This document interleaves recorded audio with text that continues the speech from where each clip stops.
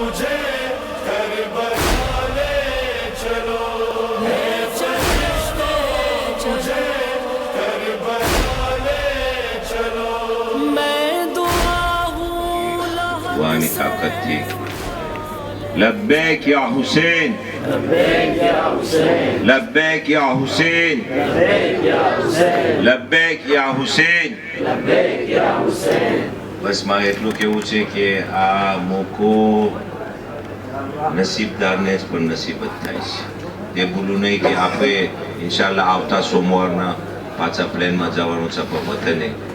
તો આપણી એવી કોશિશ હોવી જોઈએ કે આપણે એવું આપણે પ્રિપેરેશન હોવું જોઈએ કે આપણે મસલૂમ કરબલા સાથે દિલથી વાત કરી શકીએ. એ માટે આપણા સામે ટૂંકમાં અલ્હાજ ગુલામત જી ફિલોસોફી છે આઝાદારીની અરબઈની એ પોતે રજૂ કરે છે. સલવાત પર મોહમ્મદ.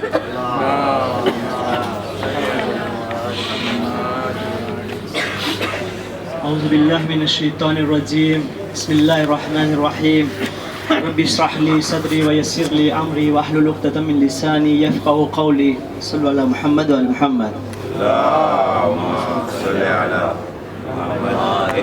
સલવાત ના હોય, સલવાતનો આવો જવાબ ના હોય. ઇમામના સામે છે આપણે મોહમ્મદ વાલે મોહમ્મદ પર સલવાત. صل على محمد وآل محمد.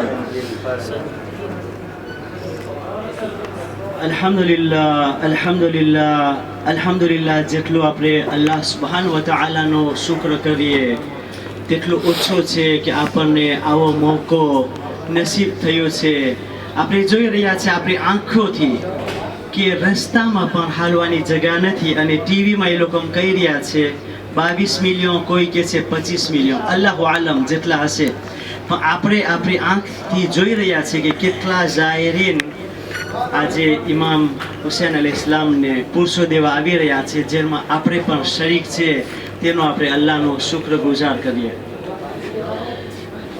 બીજું એવું કંઈ છે નહીં કે આપણે કંઈ હૌઝામાંથી આવ્યા છે કે કંઈ એવી મોટી હાઈસ્કૂલમાંથી આવ્યા છે, પણ આપણે બધે પાસે સાંભળીને આપણે કોશિશ કરીએ આપણે એકબીજાને સમજાવવાની. કે ઘણા માણસો આપણને સવાલ આવતા હોય મગજમાં કે આ શું છે, આ બધે 22-25 મિલિયન આવ્યા છે, આ બધે આવ્યા છે, આ જાહેરી બધે ફક્ત પુરુષો દેવા આવ્યા છે ઇમામ હુસૈન અલૈહિસ્સલામને, આ છે શું? તો હું એક મારવા ઉપરથી દાખલો દઉં છું કે જ્યારે અમે એક મરવાઈ જેવા ગામડામાં રહેતા હતા માઝુંગાથી 100 કિલોમીટર ઉપર, અને જ્યારે મુરુંડાવામાં કોઈનું ઇન્તેકાલ થઈ જાય અને અમને સમાચાર આવે પર ટેલિગ્રામ, એટલે 2 દિવસ કે 3 દિવસ પછી ટેલિગ્રામ આવે અને અમે પછી જ્યારે પાછો એને જવાબ લખીએ nous présentons nos sincères condoléances, તો એને બીજા 3 કે 4 દિવસ પછી મળે. પછી આવ્યો એ ટેલિગ્રામનો વખત, પછી આવ્યો કે ઓલો હઝરતે ફાક્સ નીકળે, પછી આવ્યો આ હઝરતે ઈમેલ, પછી આવ્યો હઝરતે વોટ્સઅપમાં તો આપણે હવે તો ફોટા મોકલાવી શકીએ છીએ, અવાજ મોકલાવી શકીએ છીએ. પણ અગર જો હું મરવાઈથી એક હેલિકોપ્ટર લઈ અને મોરુંડાવા પૂગું ઓલાના 40મામાં, તો ઓલો કેટલો ખુશ થાય કે મારા બાપના 40મામાં ગુલામ આવ્યો છે મારો દોસ્ત, કેટલો ખુશ થાય. તો એવી જ રીતના છે કે આપણે આપણું વતન છોડી અને કરબલા સુધી આવ્યા. શું કરવા? કોન્ડોલિયાન્સ પ્રેઝન્ટે કરવા કે જે તમારા ઉપર થયું છે યા ઇમામ, એ જરાય બરાબર નથી થયું, ખરેખર તમારા ઉપર જુલ્મ થયું છે. પણ એટલું જ નહીં, આપણે આવ્યા કરબલા સુધી કેમ આવ્યા? કોશિશ કર્યા આપણે કે નકશે એક એક કદમ પર ચાલવાની. જેવી રીતના ઇમામની ફાંસો હતી, જેટલા ઇમામો બધે આવતા હતા ઇમામ મસલૂમે કરબલાની ઝિયારતમાં, ભલે લોકો સવારીમાં આવતા હતા, પાછા લોકો ઉતરી જતા હતા અને હાલતા હતા. જેવી રીતે એને પસંદ છે, ઇમામોને પસંદ છે, એ લોકોની ચાલ ચલન ઉપર આપણે આવ્યા. એક એનો એક્ઝામ્પલ તમને દઉં કે હમણાં છેલ્લે રઝાલીભાઈને વાંકરે રાંધેવું હતું મિનિસ્ટર સાથે, તો રઝાલીભાઈ વાંકરે માફ કરજો ફૂલ કે બેરમીડા કે લંબાવવાની પહેરીને ના ગયા, એ લોકો અમને કલ્ચર પ્રમાણે ગયા, કોસ્ટ્યુમ ને ક્રાવાત, બરાબર છે ને, કે જે ઓને પસંદ હોય, જે એ લોકોનું કલ્ચર હોય, અલ્હમ્દુલિલ્લાહ આજે આપણે એ કોશિશ કર્યા કે ઇમામોના કિલ્ચરમાં શું છે, આપણે એ કોશિશ કરીએ છીએ કે આપણે આજે એ પ્રગતિ કરીએ છીએ દિવસે દિવસે, કે આપણે આમ આગળ વધીએ છીએ. બીજું જે એક એક કદમમાં ને બધી કેટલા સવાબો લખેલા છે હજ ને ઉમરાનો. તો એ છેલ્લે એક આયતુલ્લા આપણા જ જોઈને આવ્યા હતા ને ગયા વર્ષે પછી કીધા કે એ જે સવાબ મળવાનો છે તમને કે આ 75-80 કિલોમીટરમાં એને તમે ભૂલી જાઓ કે, કારણ કે એ તમને ડેબિટમાં કામ આવશે. પૈસા ડેબિટ એટલે શું? એ કે તમારી જિંદગીમાં જે તમે કાંક કોકનું હોય કે તમે કાંઈક ઓલું કોક ઉપર ના ઇલ્ઝામ લગાવ્યા હોય, તોમત લગાવ્યા હોય, કોકની ગીબત કર્યા હોય, એ બધાને દેવા ખપશે સવાબ. તો પણ હવે પછી બદલાવો તમારી જિંદગી, આગલું ભૂલી જાઓ, નવી જિંદગી હવે આ ઝિયારત પછી તમે ચેન્જિંગ આવવું ખપે, તમારામાં ચેન્જમાં આવવું ખપે. બીજું કે આપણે આજે જિસ્માની તौर પર આવી ગયા છીએ ઇમામની બાજુમાં. તો હમણાં એક સૈયદ જયગમ કરીને કુમમાં રહેવાવાળા છે, એ મસ્જિદમાં પરાવ્યા હતા મજાલીસી, જે હું સાંભળીને તમને સંભળાવી રહ્યો છું. કે પોતે કહેતા હતા કે હુઝુરુ ઝાહિર ઇન્દલ મઝૂર, બેશક ઝાહિરોની હાજરી આ ઝરીની બાજુમાં સાવ કોલે નજદીક હોવા જોઈએ. પણ કે એ નજદીકી બે જાતની હોય, એક જિસ્માની તौर પર ફિઝિકમાં એટલે જે આપણે આજે આવી રહ્યા છીએ, બીજી રૂહાની તौर પર. એટલે રૂહાની તौर પર એટલે કે જે ઇમામને ગમે એ જ કરવાનું, ઇમામને ન ગમે તે ન કરવાનું. આપણે દિનિયાતમાં સાંભળતા એવા છે દિન પૂરે દિનમાં કે 9મું તવલ્લા ને 10મું તબર્રા. ઇમામના દુશ્મનોથી દુશ્મની રાખવી, ઇમામના દોસ્તોથી દોસ્તી રાખવી, ઇમામને જે પસંદ છે એ જ કરવું, ઇમામને પસંદ નથી તે ન કરવું. પોતે કીધા કે હવે કે હું એક સખ્ત મરહલો પેશ કરું છું કે જે આપણી શિયાની આયતો છે, આપણે શેખ મોઈઝ પાસેથી હું શીખું છું 33 રેફરન્સ કે ઇન્નમા યુરીદુલ્લાહુ લિયુઝહિબા અનકુમ રિજ્સ અહલુલ બૈત વ યુતahhirukum તત્હીરા.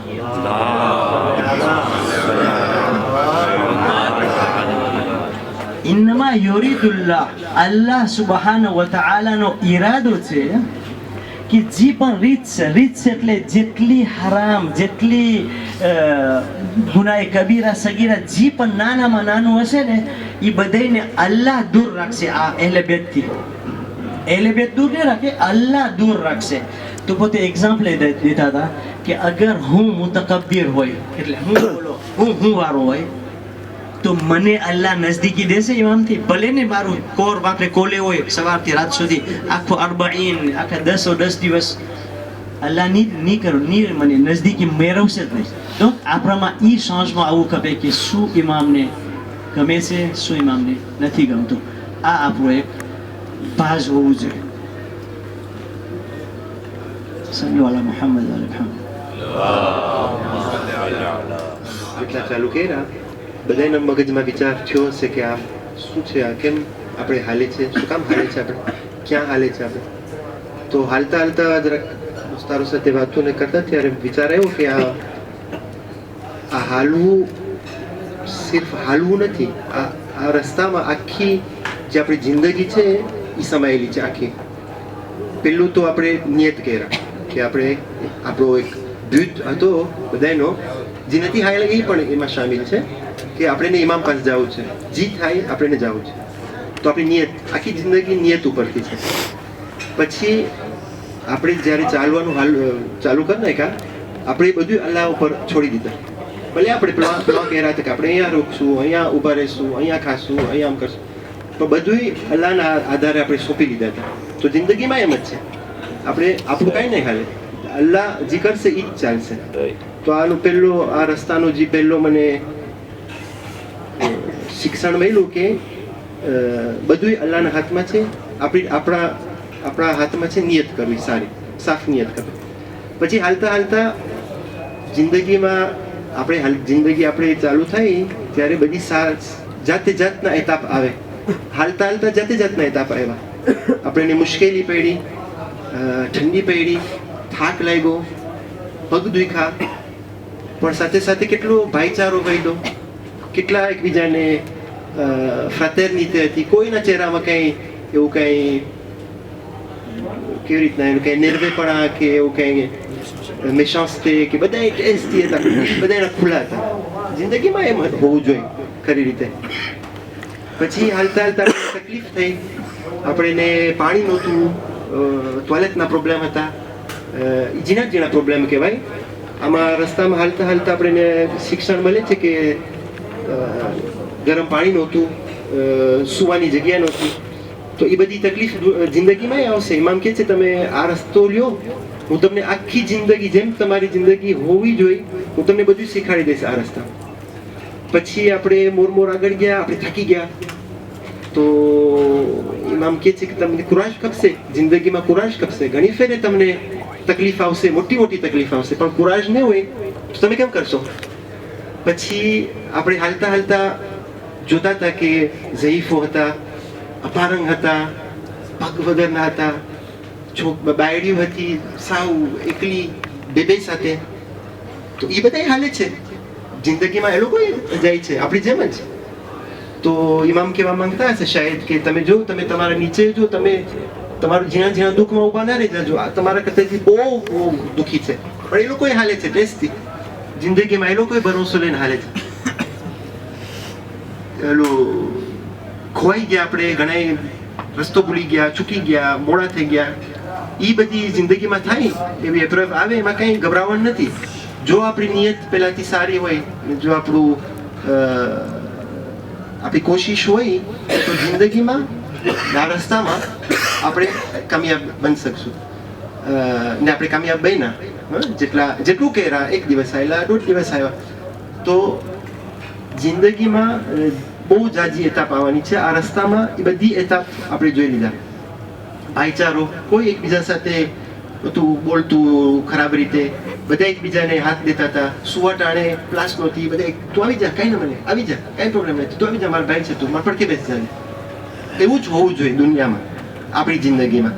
તો કહેવાનો મકસદ કોન્ક્લુઝનમાં કે આ રસ્તો એક નોર્મલ સેમ્પલ રસ્તો નથી, આ રસ્તો જિંદગીનો રસ્તો છે.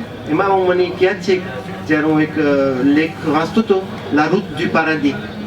આ ઇમામનો રસ્તો છે નજફ કરબલા, લા રૂટ du paradis. ખરેખર જ છે. કારણ કે શું કામ? કારણ કે ફેમાં જ્યારે આપણે ઇમામ પડખે આવ્યા, જ્યારે આપણે રોઝા પડખે આવ્યા, એ આપણો કાદો હતો. આપણો કદો હતો કે તમે, આપણો ઓબ્જેક્ટિવ હતો પણ આપણો કદો હતો. જેટલા પૂઈ ગયા એને ઇમામ કીધું બસ તમે આવી ગયા, હવે હું તમારો છું, હવે તમે, હું તમારો થઈ ગયો, હવે નો પ્રોબ્લેમ, હવે તમે આવી ગયા, ભલે પધાર્યા. ને એક હદીસ છે, મને યાદ આવે છે કે જ્યારે ઝવાર હાલીને આવે છે, જેમ તરીકાથી આવે છે, પણ ખાસ કરીને હાલીને આવે છે, ત્યારે રસૂલ ખુદા ખુદ એને સલામ કરે છે ઝવારને કે તું હાલીને આવ્યો, અસ્સલામુ અલૈકા યા ઝવાર. કેટલું ખુશનસીબ છે આપણે લોકો કે રસૂલ ખુદા આપણને સલામ કરે છે.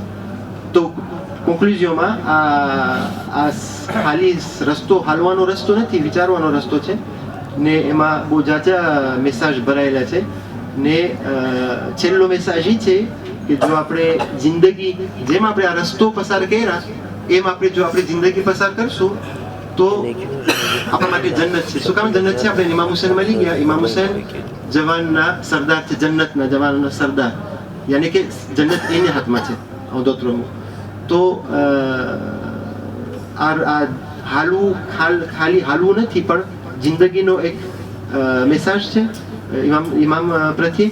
અને જેમ જવાનીમાં થાય એમ કર નાખવું તો એ બધા મેસેજ આપણે વધારે પ્યોર હોય, આપણને વધારે લાગે, ને આપણને વધારે એ બધા મેસેજ ખુલે આપણા આંખ સામે. તો એ મારું સૂચના હતી. માફ કરજો જરાક મોંથી જરાક લઈ લીધો તમારે ટાઈમ. સલ્લલ્લાહુ અલા મુહમ્મદ વ આલી મુહમ્મદ. اللهم صل على محمد وعلى محمد. અસંત ગુલામભાઈ અને દાનિશભાઈ, હવે ખાસેજી એલાન છે કે કાલે ઇન્શાલ્લાહ આપણે 10 વાગે અહીંયા જ પણ મજલિસ રાખવામાં આવશે. ઓલી જગ્યામાં એ લોકો સાફ કરી દેશે. અને મજલિસ બાદ આપણે સૈયદ સાથે જે જુલુસ છે જેને આવવું હોય, કારણ કે 2 જુલુસ હશે. કાલ રાતના એક સૈયદના અમારનું જુલુસ હશે. તો સૈયદના સાથે આપણે બધે સાથે જવાનું છે મજલિસ બાદ મજલિસ પછી તરત જ. અને એ જુલુસનું જે હેબિટી ના હોય એ સવારના 3-4 વાગ્યા સુધી ચાલતું હોય, કારણ કે આપણે લગભગ 5 થી 6 થી 7 કલાક બહાર ઊભો રહ્યો છે ઠંડીમાં. તો પોતે પોતાનું પ્રિકોશન લઈ લે, કારણ કે ગયા વર્ષે અમે કહ્યું હતું, પછી અમને ગામમાં યા દુકાનમાં અમે બ્લુઝોને લીધા હતા, કારણ કે એટલી ઠંડી હતી. અને એ ઇન્શાલ્લાહ સરખું પ્રોગ્રામ થાય તો 3 વાગે કે 3:30 વાગે કે 2:30 વાગે ઇન્શાલ્લાહ આપણે પૂગી શકે ઇમામ હુસૈનના નજદીક શહેરમાં. પછી નીકળીને હઝરત અબ્બાસ અલૈહિસ્સલામ પાસે જાય છે તો 4-4:30 થઈ જાય. બીજું જુલુસ છે ઇન્શાલ્લાહ જે શેખ હનીફનું અને બીજા કાફલાનું હશે તે સવારના 9 વાગે છે, એટલે માલદીના સવારના 9 વાગે. એટલે 2 જુલુસમાં આપણે ભાગીદાર બની શકે છે. અને આ મજલિસનો ટાઈમ આજ જ રાખશો 10 વાગે, કારણ કે 9:30 વાગે જમવાનું ખતમ થાય છે. અને ખાસ નોંધ પાછી હું અપીલ કરું છું કે ઇમામ આપણે પોતે રસ્તો ખોલી દે છે. આજે મને સમાચાર મળ્યા કે અલ્હમ્દુલિલ્લાહ આટલું ભીડમાં આપણી બહેન નસીમાબાઈ ક્યાં છે? નસીમાબાઈ અહીંયા છે. તમે ચૂમી શક્યા હઝરત અબ્બાસ અલૈહિસ્સલામ એક મોજીઝો કહેવાય. આ એક પુરાવો છે કે આપણે હિંમત કરીને અંદર સુધી જાય, રસ્તો ખુલશે. ગુલામભાઈ 2.5 વાગ્યા જઈને ઇમામ હુસૈન અલૈહિસ્સલામ કાંઈ હિંમત હારવાની નથી. આ 2-3 દિવસ આમ રહેશે, પછી આમે તમે જઈ શકો છો, રસ્તો ખુલી જશે બસ ખાસ. અને આપણા સામે હવે જે અને ખાસ કરીને તમને રેડિયોમાં મેં કીધું હતું કોઈ પૈસા ના લઈ જાય. ઈરાકી પૈસા હોય તો આ વાંધો નથી, મેં તમને બધું સમજાવ્યું હતું કે કેવી રીતે પૈસા ગુમ થઈ જાય છે ક્યાં. તો હવે અલ્હમ્દુલિલ્લાહ આપણે હવે સઈદ અલી મુસવી નજફી પોતાની તકરીર પેશ કરે છે. સલવાત પર મુહમ્મદ.